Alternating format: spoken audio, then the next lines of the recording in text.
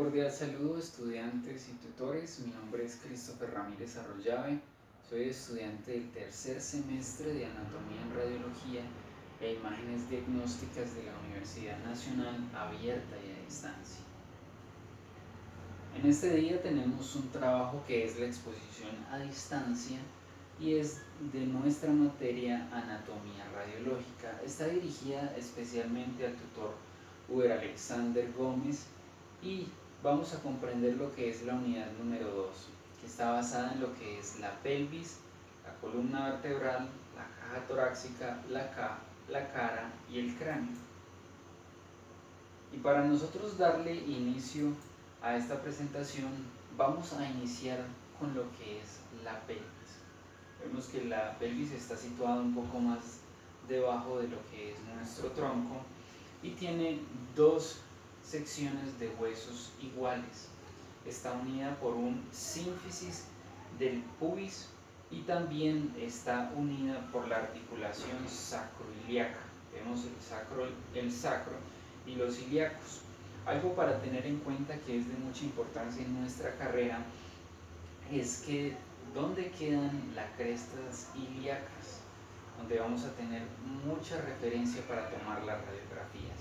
También tenemos la concavidad ilíaca, lo que significan las alas ilíacas, y vemos unas espinas que son bien interesantes y de muy buen asunto para cuando tengamos que tener un referente. Entonces vemos la espina ilíaca anterosuperior, tenemos luego la espina ilíaca anteroinferior, luego tenemos la espina ilíaca antero superior y luego finalmente tenemos la espina isquiática. Otras regiones que son bien importantes para observar son los agujeros obturadores y también lo que es el acetábulo, donde vamos a encontrar fracturas a nivel de la cabeza del fémur que vamos a estar muy pendientes al observar y a tomar nuestras radiografías. También tenemos lo que es la rama superior y la rama inferior del pubis y finalmente lo que es el isquio. Hay algo que notar en esta articulación sacroiliaca que después vamos a observar más en columna vertebral.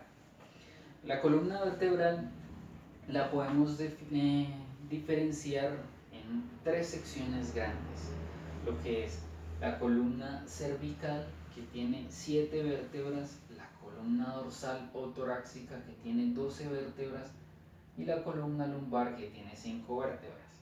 Como ya habíamos mencionado, tenemos el sacro y el coxis dentro de lo que es la pelvis. Pero para iniciar con la columna cervical, vamos a ver algo que siempre debemos tener en cuenta para poder diferenciar. Sabemos que la primera vértebra la conocemos como el atlas. Es un anillo que tiene dos apófisis transversas y lo que hace es hacer articulación con el siguiente vértebra, que es el axis. El axis es la única vértebra de la columna vertebral que tiene un diente. Esa apófisis se llama apófisis odontoides y lo que permite es que haya esa articulación para nosotros mover la cabeza de diferentes maneras.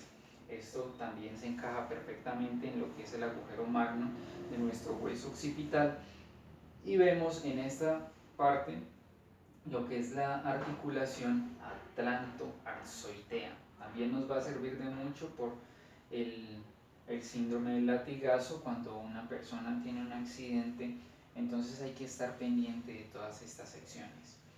Adicionalmente vemos todas las apófisis espinosas a lo largo de la columna, hasta toda la columna, por las cuales nosotros también nos damos cuenta cuando nos las tocamos.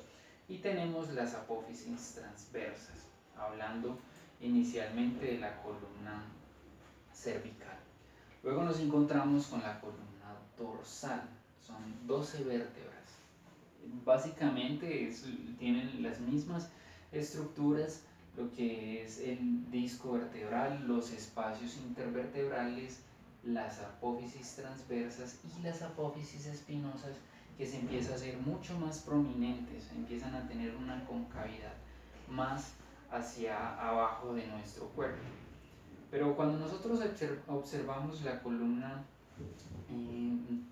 dorsal o torácica, vemos que desde dorsal 8, dorsal 9 y dorsal 10 vemos que se sostienen lo que son las falsas costillas, y lo que es dorsal 11 y dorsal 12 lo que conocemos como las costillas flotantes, que no están pegadas al esternón.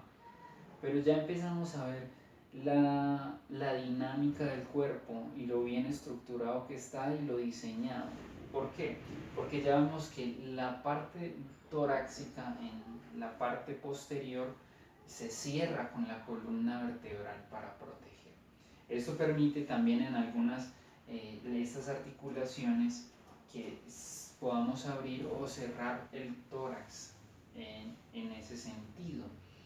Luego observamos lo que es la columna lumbar. En la columna lumbar vemos que las secciones ya se empiezan a volver unas vértebras mucho más gruesas, mucho más grandes. Y lo que es interesante es que a medida que se acercan más al sacro y al coxis, pues se vuelven más macizas. También vemos que se empieza a ovalar, tiene un corte más ovalado y es cóncavo en la parte de atrás. Y finalmente nos encontramos con el hueso sacro y el coxis. El hueso sacro y el coxis tiene una forma triangular, es un hueso bien macizo y permite, como dijimos, que haga la articulación sacroiliaca para que encaje perfectamente en la pelvis, una protección, y es de la manera que el esqueleto de la columna vertebral se una a todo lo que es nuestro tren inferior. También vemos el coxis, que más o menos se va de unas 3 a 5 vértebras que no están diferenciadas en este momento. Luego nos encontramos con la caja torácica. En la caja torácica, como ya mencionamos, estaban algunas partes de la caja torácica de dorsal 8, 9, 10, 11 y 12, son las que se unen las costillas eh, flotantes y algunas falsas. Y cuando observamos la caja torácica, observamos que al lado y lado nos encontramos con 12 costillas verdaderas. Luego nos encontramos con 3 costillas falsas, y finalmente nos encontramos con 2 costillas que son flotantes. Pero algo con lo que estamos diseñados es con un hueso central que se llama el esternón, constituido por 3 huesos: el manubrio, el hueso central y la apófisis sifoides, que esta final no se articula con nada. Pero cuando vemos esa estructura, la caja torácica, vemos que está con un diseño de una jaula para un pájaro. Lo que permite es la protección del corazón, de los pulmones y de algunos órganos, para que no vayan a dañarse fácilmente. Es de esta manera.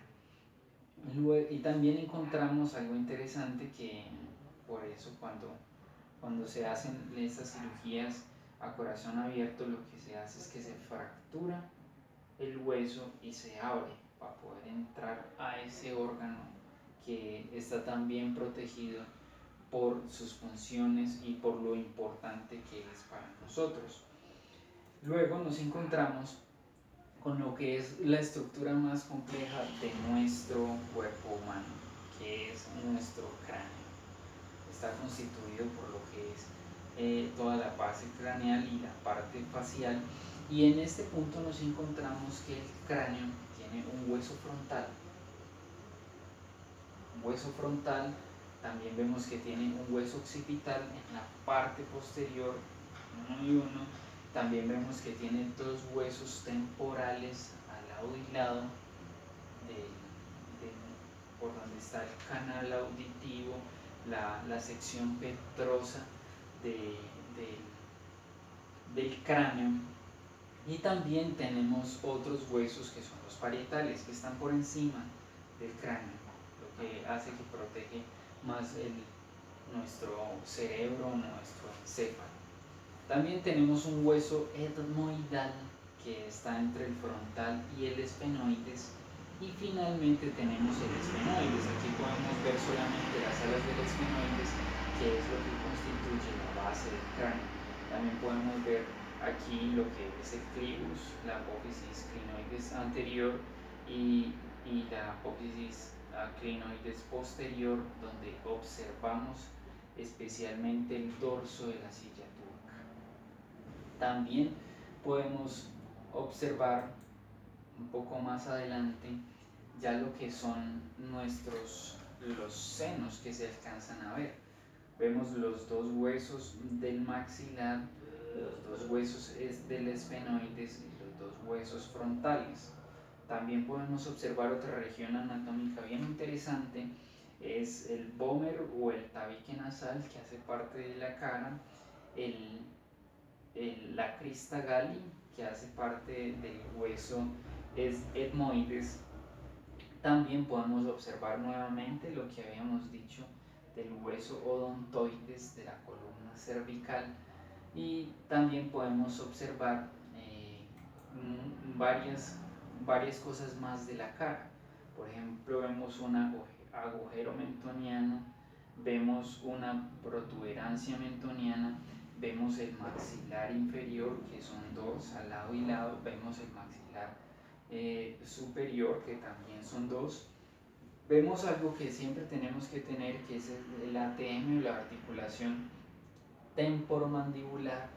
Vemos la apófisis mastoides, también algo que hay que tener en cuenta en los huesos que ya habíamos pasado la diapositiva, es que tenemos también los dos huesos propios de la nariz. También tenemos el hueso cigomático, el cigoma, que conocemos como el pómulo, y los huesos lacrimales.